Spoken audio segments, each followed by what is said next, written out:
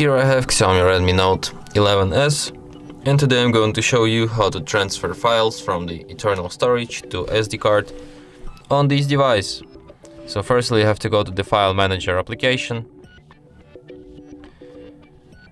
You can transfer images, videos, docs, music, APKs, Bluetooth, archives, and even more. Let's transfer, for example, some image, for example this one. Then select More, Copy, go to the SD card, select the folder where you want to copy this file, for example Download, and tap Paste. And as you can see, now I have this file on my SD card.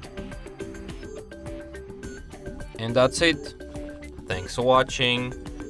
If you find this tutorial useful, don't forget to hit that like button and subscribe to our channel.